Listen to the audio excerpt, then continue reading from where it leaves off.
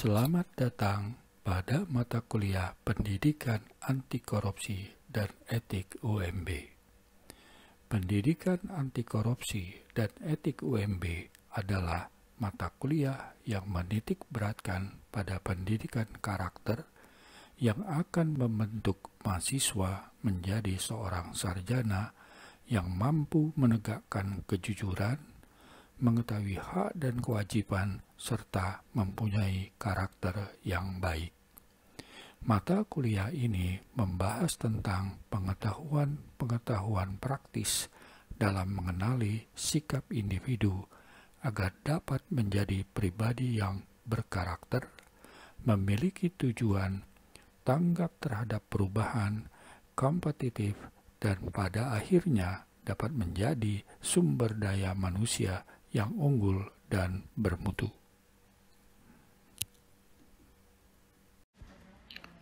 Di negeri yang penuh muslihat, korupsi seolah jadi perkara lumrah. Perburuan menjadi paling kaya menjadi hobi para abdi negara. Membiarkan terjadinya korupsi besar-besaran dengan menyibukkan diri dengan ritus-ritus hanya akan berarti membiarkan berlangsungnya proses pemiskinan bangsa yang makin melaju. Korupsi adalah gejala. Penyakitnya adalah minimnya integritas.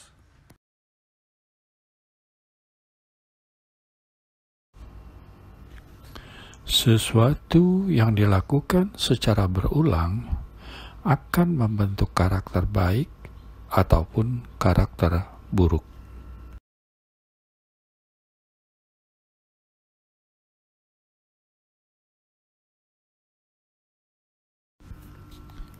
Karakter baik lebih dari sekedar perkataan, melainkan sebuah pilihan yang membawa kesuksesan.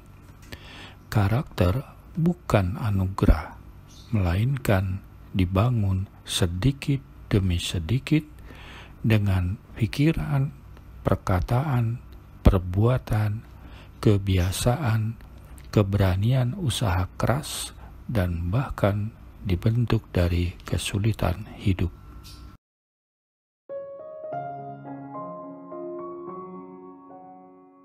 Hidup yang bahagia punya tujuan yang jelas dan menjawab panggilan di dalam jiwa setiap orang. Halo semuanya, nama saya Michael. Selamat datang di channel saya, Sikutu Buku. Kali ini saya akan bahas buku The Road to Character karya David Brooks. Sebagai informasi, podcast Sikutu Buku sekarang bergabung dengan Podcast Network Asia dan Podmetrics loh. Sebelum kita mulai, buat kalian yang mau support channel ini agar terus berkarya, caranya gampang banget. Kalian cukup klik subscribe dan nyalakan loncengnya. Dukungan kalian membantu banget supaya kita bisa rutin posting dan bersama-sama belajar di channel ini. Buku ini membahas soal dunia yang sudah berubah. Tidak lagi menghargai karakter seseorang, namun lebih menghargai pencapaian yang ada di luar diri, misalnya kesuksesan dan kekayaan. Ini adalah dua sisi manusia, namun hanya ada satu sisi yang dominan di satu waktu yang sama. Dunia tidak selalu begitu. Di awal abad ke-20, dunia lebih menghargai karakter dan moral seseorang. Seiring berjalannya waktu, semuanya berubah. Kita tidak lagi bertanya apa yang diinginkan hidup dari saya, tetapi sebaliknya, apa yang saya inginkan dalam hidup. Saya merangkumnya menjadi 3 hal penting dari buku ini. Pertama, 2 sisi manusia. Di buku ini, David menggunakan metafora yang berasal dari Book of Genesis, yaitu penggambaran 2 sisi manusia. Adam 1 adalah sisi manusia yang ambisius dan berorientasi pada pencapaian pribadi. Adam 1 ingin punya status yang tinggi dan dihormati oleh banyak orang. Sedangkan Adam kedua adalah sisi manusia yang lebih fokus pada hal yang ada di dalam diri.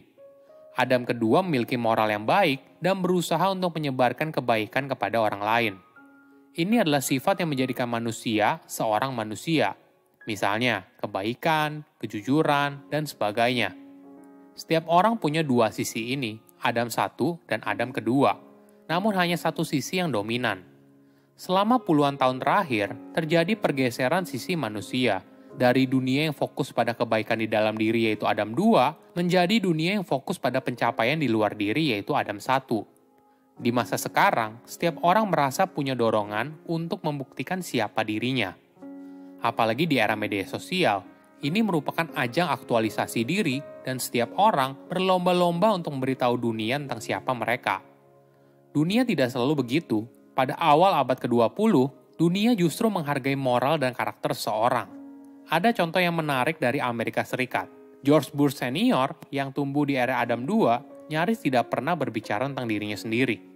Selama kampanye untuk menjadi presiden, George sangat menghindari promosi diri sehingga dirinya banyak mencoret kata saya dalam semua pidato kampanye. Apa yang membuat dunia berubah? David berpendapat, sejak pertengahan abad ke-20, keseimbangan antara kedua Adam itu telah berubah. Setelah depresi ekonomi dan Perang Dunia Kedua, masyarakat di Amerika Serikat langsung merasakan euforia luar biasa. Ibaratnya, beban berat di pundak mereka sudah hilang. Mereka mulai bersantai dan menikmati hidup. Dampaknya, tingkat konsumsi dan iklan tumbuh pesat untuk memenuhi kebutuhan masyarakat akan kehidupan yang lebih mudah dan menyenangkan. Berlanjut ke era 1950-an dan 1960-an merupakan era tentang kebanggaan diri dan pemberdayaan. Di era ini, komunitas yang terpinggirkan misalnya perempuan dan minoritas mulai mencari keadilan dan menuntut adanya kesetaraan. Tentu saja ini hal yang baik, namun di sisi lain, kita juga melihat perubahan perilaku masyarakat yang terobsesi dalam mengejar pencapaian pribadi.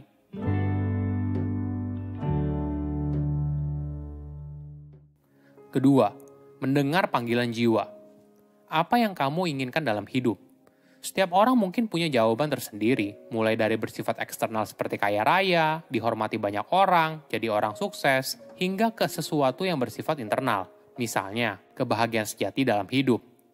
Tidak ada jawaban yang benar ataupun salah dari pertanyaan ini, namun ada penjelasan yang menarik dari David. Di dalam diri manusia ada dua set kebaikan, yaitu resum virtus dan eulogi virtus. Resum virtus adalah keterampilan yang kamu miliki sehingga kamu dihargai saat bekerja. Sedangkan eulogi virtus adalah kebaikan apa yang dibicarakan saat hari pemakamanmu. Apakah kamu adalah orang yang baik hati, berani, jujur, atau setia? Tentunya kalau ditanya, kita pasti merasa kalau eulogi virtus itu lebih penting daripada resum virtus. Namun kenyataannya, budaya dan sistem pendidikan kita malah menghabiskan banyak waktu untuk mengajarkan soal keterampilan dan strategi yang kamu butuhkan untuk sukses berkarir daripada membangun karakter diri yang berkualitas. Jadi, apa yang harus kita lakukan? Buka mata dan telinga dengan lebar.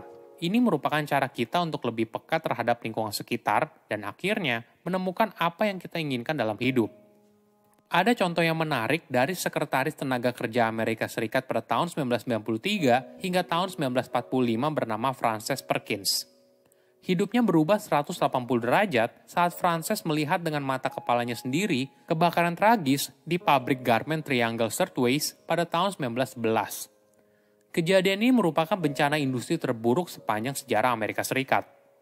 Saat itu, banyak gadis meninggal karena melompat dari lantai tinggi dalam upaya putus asa untuk menyelamatkan diri. Gadis tersebut kebanyakan merupakan imigran dan berada dalam garis kemiskinan. Kebakaran ini merenggut 146 karyawan pabrik yang terperangkap dalam gedung yang tidak aman untuk bekerja. Tragedi ini mengejutkan publik dan memantik sesuatu yang ada di dalam diri Frances.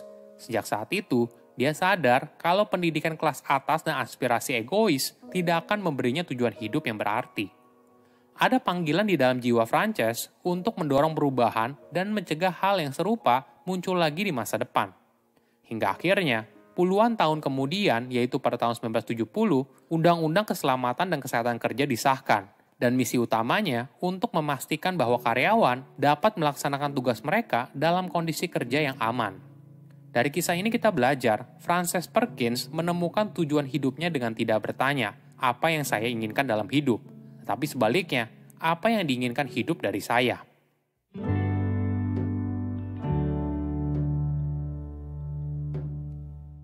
Ketiga, perubahan sudut pandang. Dunia yang berubah juga membuat pola pikir kita berubah. Dalam sandiwara lucu oleh duo komedi Key and Peele, Jordan Peele memparodikan cara beberapa atlet menjawab selama wawancara setelah kompetisi. Banyak atlet bercerita tentang bagaimana dirinya sendiri mencontohkan kekuatan potensi manusia yang tidak terbatas.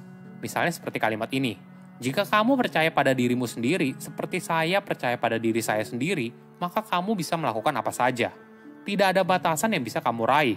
Kamu bisa berenang melintasi Atlantik, kamu bisa melompat sangat tinggi, dan bahkan menyentuh bulan." Pasti kita sering mendengar hal ini. Dampaknya, kita jadi melihat dunia sebagai tempat yang hanya fokus mengejar apa yang kita inginkan dalam hidup. Apapun yang kita lakukan, kita jadi terbiasa untuk mengukur, apa untungnya buat saya. Hidup kita jadinya berputar pada hal sekitar bagaimana saya mencapainya, bukan lagi kenapa saya harus mencapainya. Ada contoh yang menarik. Hubungan antara anak dan orang tua cenderung mulai bergeser. Awalnya, hubungan ini berdasarkan pada cinta dengan tujuan untuk membangun hubungan yang mendalam. Namun di zaman sekarang, membesarkan anak menjadi salah satu ajang untuk promosi diri melalui pencapaian si anak, entah itu rapot sekolahnya atau pencapaian hidupnya yang lain. Hal ini tercermin dari polling mahasiswa baru di University of California pada tahun 1977. 80% dari mereka berusaha mencari makna yang ada dalam hidup.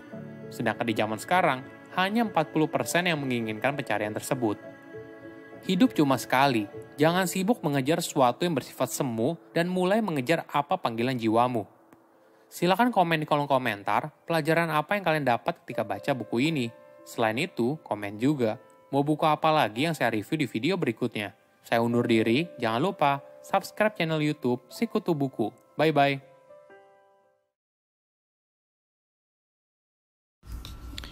Banyak sarjana lulusan perguruan tinggi yang telah berhasil menduduki berbagai posisi penting di negeri ini, serta cukup ahli dan terampil di bidang mereka masing-masing, justru telah menjadi sumber masalah bagi bangsanya sendiri.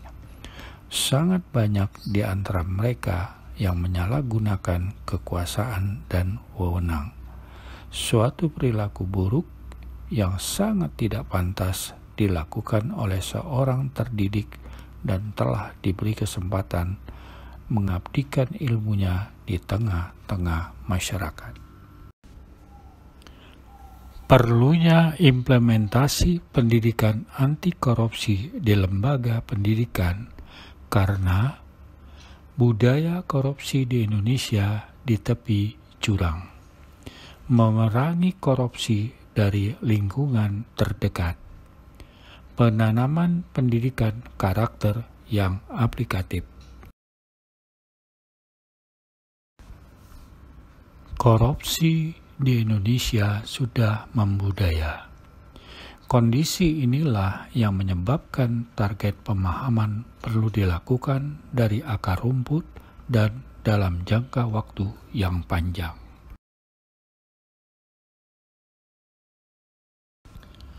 Pelaksanaan pendidikan anti korupsi di sekolah maupun perguruan tinggi sebenarnya merupakan cara untuk mengatasi mentalitas dan sikap-sikap dasar yang mengarah pada tindakan korupsi yang curang. Contohnya, mahasiswa yang mencontek saat ujian. Nilai karakter yang sudah dipahami semestinya terbentuk secara nyata dalam tindakan seseorang, bukan sebatas materi pembelajaran yang hanya dihafal tanpa ada pelaksanaan secara nyata. Tujuan pelaksanaan pendidikan anti korupsi di lembaga pendidikan adalah pembentukan karakter anti korupsi sesuai dengan tahap perkembangan anak, penanaman pendidikan anti korupsi untuk jangka panjang, menanamkan nilai-nilai anti korupsi pada generasi muda. Indonesia perlu menanamkan dan menjalankan budaya malu seperti negara Jepang untuk mengikis perilaku korupsi baik pejabat maupun masyarakat.